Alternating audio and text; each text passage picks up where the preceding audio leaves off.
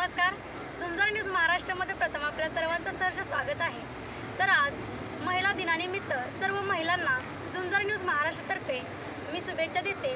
आणि आज सामाजिक कार्यकर्त्या सौ सुनीताताई काळे यांच्याशी आपण बातचीत करणार आहोत.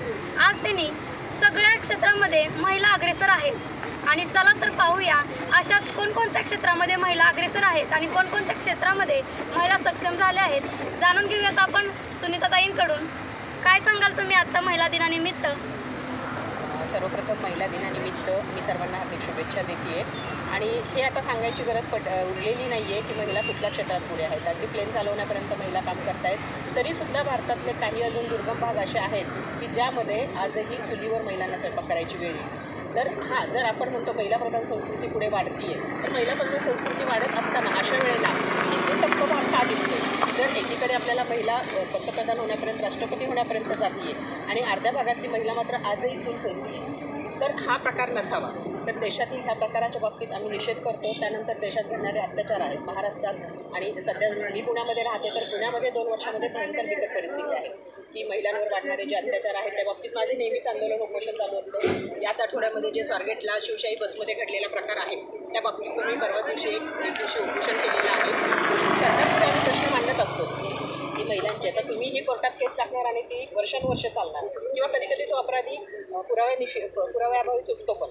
तर हे चुकीची गोष्ट आहे. तर त्या दिवशीसुद्धा ज्यावेळेस माझ्याकडे उच्च न्यायालय आले तर मी त्यांना स्पष्ट सांगितलं, सरकार त्याला भर चौकामध्ये फाशी देत असेल तर अतिशय योग्य आहे, नसेल तर आमच्या महिलांच्या ताब्यात त्याला द्यावं. आम्ही त्याला काय शिक्षा द्यायची आम्ही ठरवतो. सुनीता मॅडम, तुम्ही आत्ता ज्याप्रमाणे अत्याचाराचा विषय सांगितला त्याचबरोबर महिलांनी नेमकं काय करावं हे सांगितलं.